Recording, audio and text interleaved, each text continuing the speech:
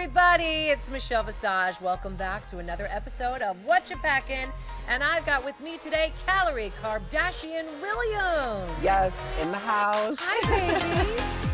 Hi, Michelle. How are you? I'm wonderful. How are you? I'm doing wonderful. Thanks. Lovely to meet you. Love to meet you too. This is mind-boggling. I can't believe I'm sitting in front of like the Michelle Visage. Oh, go on. See, a lot of people don't know that I don't know you kids. I don't get to talk to you kids. I don't know anything you do in the workroom. And nothing behind the scenes. The only thing I get to see when the competition is going on is you on the main stage in your challenge. So this is the first time I'm getting to meet you all the way from Albuquerque, New Mexico. Woo-woo, Born and raised?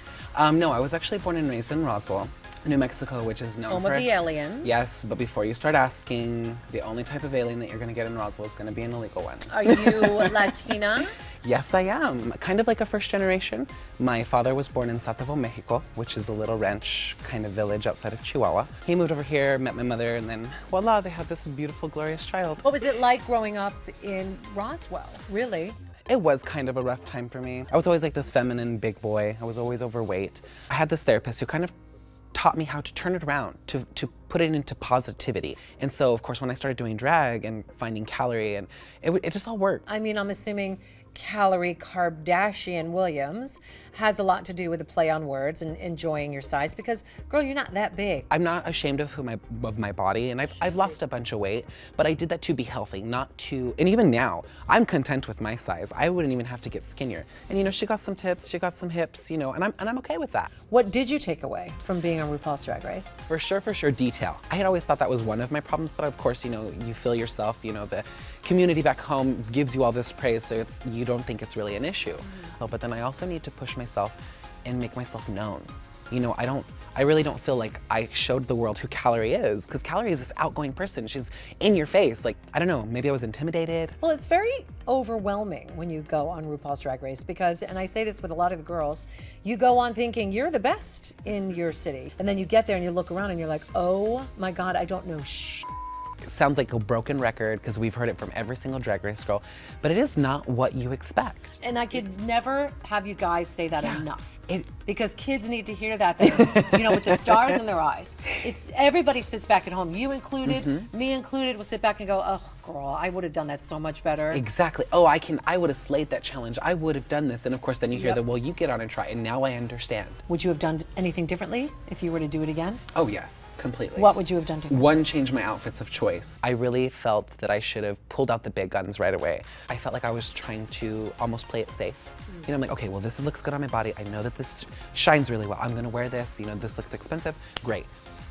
My thinking, of course, didn't work. But again, like Ru says, like the time is now. You can't not take advantage of that moment, you know? Because tomorrow might not come. Exactly, and sure enough, it didn't come for me. No, but you had a good time? Oh, yes. I wouldn't have changed it for the world. Let's talk about some of these great looks. Yes, I see this Power Rangers moment going on here. Fun fact is I'm kind of a nerd at heart, so I used to be obsessed with the Power Rangers, like obsessed. So this was actually one of the first like actual professional garments that I had help on, and so I actually helped create it. Do you which sew? Was really, yes, I do sew. I'm not a fashion designer. I'm not like super into it, but I will proudly and humbly say that every single one of these looks I have hand did by myself. And what about this beautiful one in the middle? This was actually my first pageant gown that I had ever made. She's very pageant. Thank you, and I am obsessed with this, and I will never, the time that I had spent beating it by hand, by stoning it by hand, down to fitting it myself, it was a lot of work, and I'm just obsessed with it, and that's why I wanted to bring it, to kind of show that, you know, I can be glamorous. It's very different. Yeah, it can be like campy and cosplay. And what about her behind me? And so this is my little country flair, you know, I just wanted to feel very like country and elegant, kind of like, you know. It's very lady. Yes, very lady, going to the Kentucky Derby, gonna try to find a rich. She is going to a bar and she's gonna line dance and she's still looking for her rich man. Okay, cute, I could do that. I could do that, as long as he's rich. That's the only requirement. Yes, girl, of course. What did you learn in this competition about Kalorie? I learned that Kalorie needs to get out of her head that she's the She needs to kind of humble it up a little bit, I don't know about humble. I mean, you are the You need to own that. Getting out of your head from stopping you from learning other things. Okay, yeah, maybe that's it. Maybe like being able to empty my cup and allow for different things to kind of help and elevate me and push me to that next level. I enjoyed my time with you, Kalorie. I'm so proud of you. You've been through a lot, and I cannot wait to see you go out there and do what Kalorie does. You're gonna be an even bigger star, not just in Albuquerque, but throughout the world. Thank you so much, and I can't wait. Kalorie's coming, world. Get ready. Holla. And thank you guys so much for watching another Whatcha Packin. We will see you next time. Bye. Bye.